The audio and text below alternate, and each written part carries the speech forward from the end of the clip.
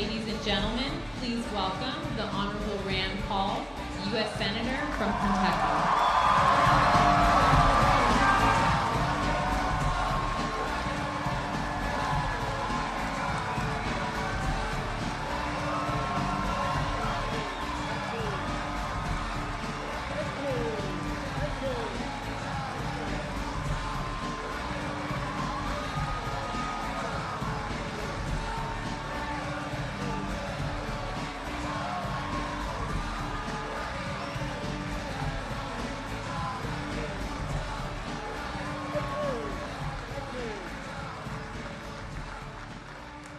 Thank you. What a great crowd. Great to be here.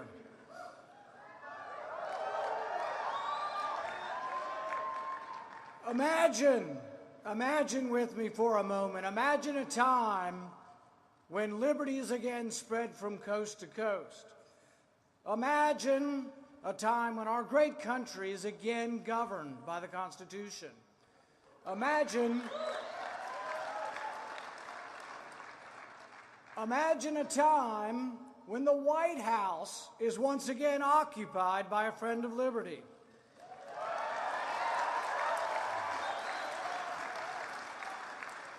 And you may think I'm talking about electing Republicans. I'm not.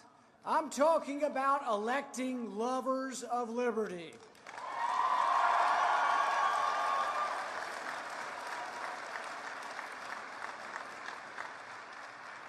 It isn't good enough to pick the lesser of two evils. We must elect men and women of principle and conviction and action who will lead us back to greatness. There is a great and tumultuous battle underway for the future, not of the Republican Party, but the future of the entire country. The question is, will we be bold and proclaim our message with passion, or will we be sunshine patriots retreating under adverse fire? Will we be firm in our convictions, or will we cower, defeated, and meekly dilute our message? Will we water down the Bill of Rights, or will we be all on fire like the unstoppable William Lloyd Garrison? For 30 years, Garrison stood as politicians whimpered and compromised and left their fellow man in bondage. Garrison would not. He could not sit quietly by. He rose above those politicians that would leave the country half free, half slave. His voice was unwavering. I will be as harsh as truth and as uncompromising as justice. I will be in earnest. I will not equivocate, and I will not excuse. I will not retreat an inch, and I will be heard.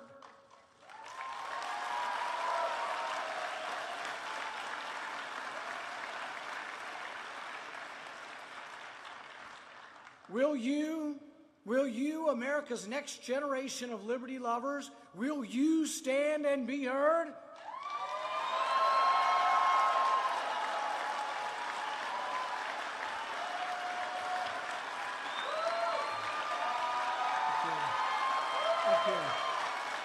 Thank you.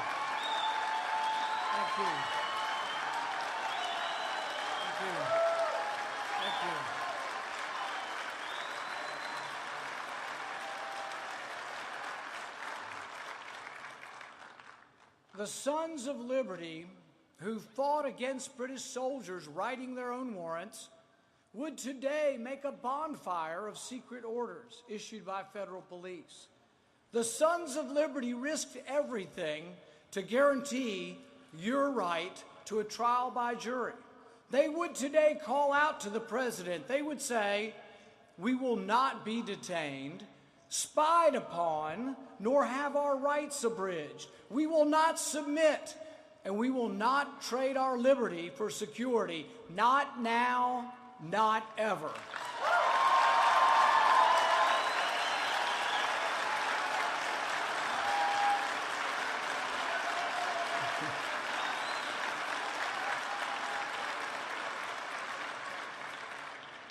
Yet, as our voices rise in protest, the NSA monitors your every phone call. If you have a cell phone, you are under surveillance. I believe what you do on your cell phone is none of their damn business.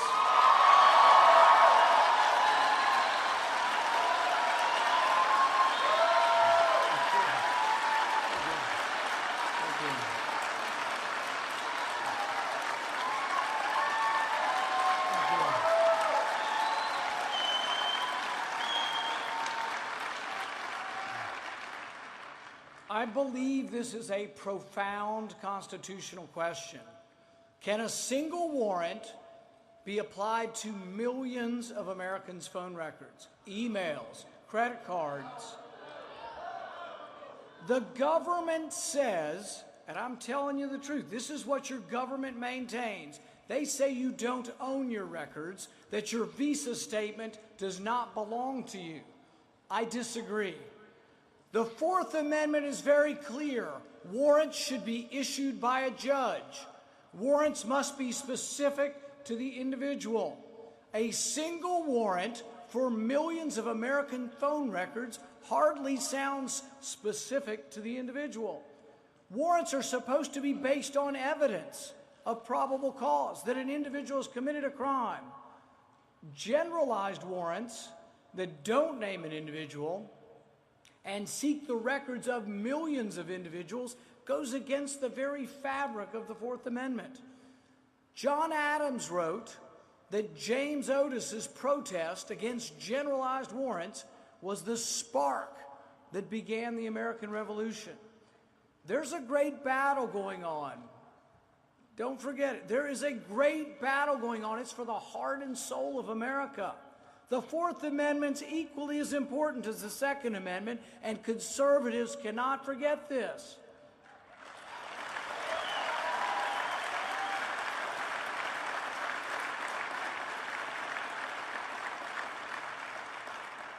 Will we sit idly by and let our rights be trampled upon? Will we be like lemmings rushing to the comfort of Big Brother's crushing embrace?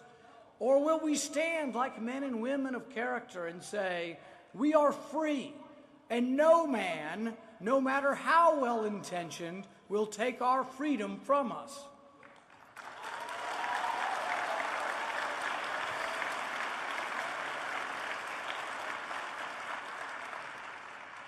Daniel Webster anticipated our modern-day saviors who wish to save us from having too much freedom.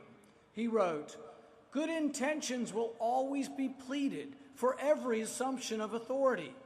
It's hardly too strong to say that the Constitution was made to guard the people against the dangers of good intentions." How will history remember Barack Obama? To those who had hoped that President Obama would somehow be a champion of civil liberties, Roger Waters might ask, did they get you to trade your heroes for ghosts? Did they get you to exchange a walk-on part? Did they get you to exchange a walk-on part in the war for a lead role in a cage? I don't question President Obama's motives, but history will record his timid defense of liberty. When Congress passed legislation allowing for the indefinite detention of an American citizen without a trial, he shamefully signed it while promising not to use such a power. A great president, though, would have risen to the occasion. Instead of merely suggesting that he wouldn't use this dreaded power, a great president would have taken pen in hand and vetoed this abomination.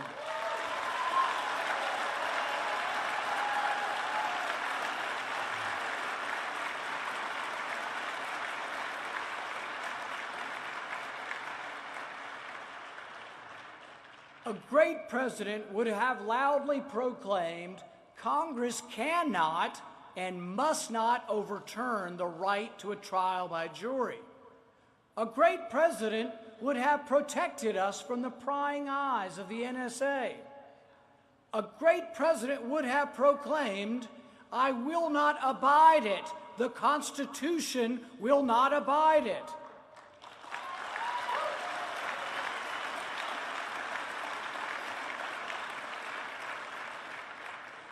Our forefathers fought for the right to trial by jury so that not one innocent man would be wrongly imprisoned. Remember Richard Jewell? Everybody thought he was the Olympic bomber. He was convicted on television with no jury, no trial. Only problem was he didn't do it. Had he been a black man in the South in 1920, he might not have lived to prove his innocence. Anyone with a memory of the times in our history when we didn't adequately defend everyone's rights, when we didn't adequately defend everyone's right to a fair and impartial trial, should stand now and be heard. We must defend our rights.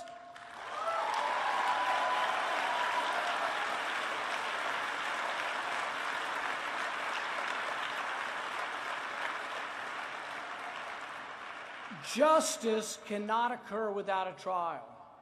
This fact should be abundantly clear to any group that has ever been persecuted. You can be a minority by the color of your skin or the shade of your ideology. Anyone who's ever paddled upstream, anyone who's ever been a minority of thought or religion, anyone who's ever taught their children at home or sought to pray to God without permission should be alarmed that any government might presume to imprison without a trial.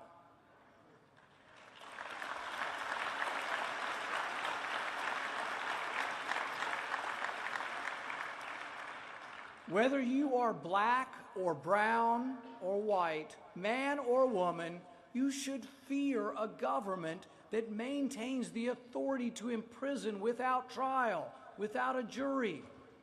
Madison wrote that we would not need a constitution to protect us if government were comprised of angels. Guess what? Madison readily admitted we weren't likely to ever be guided and governed by angels. It isn't so much what President Obama has done, although he's done a lot, none, very little good. But it's not that what he's done with his usurpations of power as much as it is the precedent that it sets for lawlessness that may follow. If the executive branch can initiate war, if the executive branch can detain citizens without trial, if it can amend legislation, if it can declare to Congress that Congress is in recess, then government, unrestrained by law, becomes nothing short of tyranny.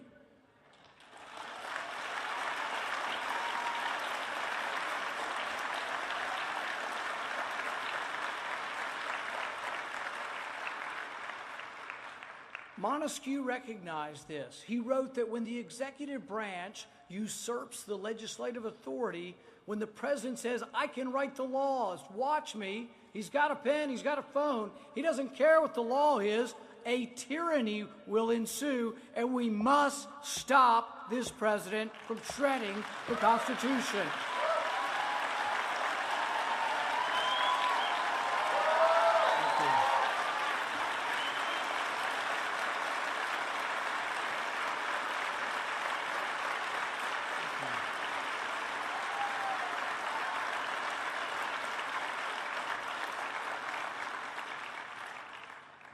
It isn't just the harm that this president is causing. It's the future harm that he allows by destroying the checks and balances that once restrained each of the branches of government. Progressives, by their own assertion, don't want to be bound by any original intent of the Constitution or its authors. They believe the Constitution is whatever the majority says it is. Progressives believe that a majority may separate you from your rights. Jim Crow, the Japanese internment, today's indefinite detention without trial only occur when we allow our God-given rights to be abridged by a majority vote. Our rights are inherent. They're inseparable from our person.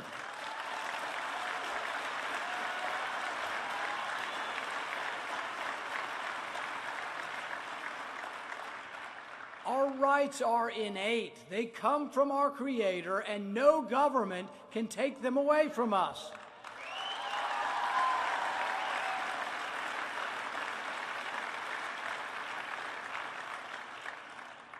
The Constitution merely codifies what exists before all time. Mr. President, we won't let you. We will not let you run roughshod over our rights. We will challenge you in the courts. We will battle you at the ballot box.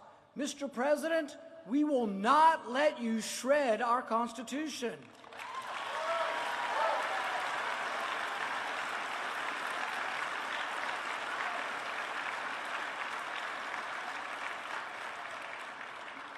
Our future hangs in the balance. We can debate a jobless recovery, an alarming debt, a bothersome and abusive regulatory state, but know this: you can't have prosperity without freedom. It isn't a message of the haves versus the have-nots, the rich versus the poor. It's a message for anyone who wishes to own their own destiny. America's greatness will not flicker if we believe in ourselves, believe in our founding documents, believe that all men are created equal and that everyone can succeed. That brings freedom. It brings it not only great prosperity, but extraordinary generosity.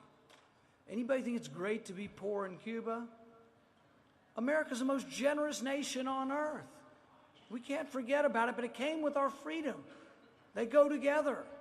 It's going to take all of us together. It's going to take a national revival of liberty. America's greatness, America's exceptional character, it's not in our DNA, but it's in a republic. It's in our founding documents. It's in a republic that for the first time in history rewards all individuals, regardless of birth or gender or ethnicity. It's a republic that restrains the government, not the individual. Your task is not to minimize the loss of freedom, not to clutch at what we've got left. Your job is to maximize your liberty. So let's do it together. Let's take a stand. When the president refused to rule out droning of an American citizen, I took a stand. I filibustered.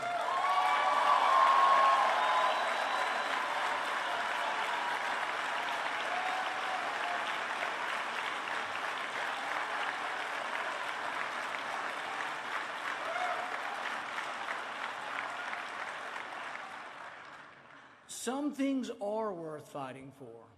When I discovered that the NSA spied on and was collecting every American citizen's records, I took a stand. I sued the president.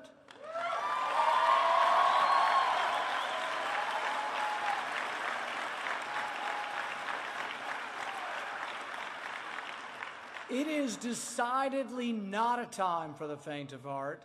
It's a time for boldness and action. The time is now. Stand with me. Let us stand together for liberty. Thank you, and God bless America.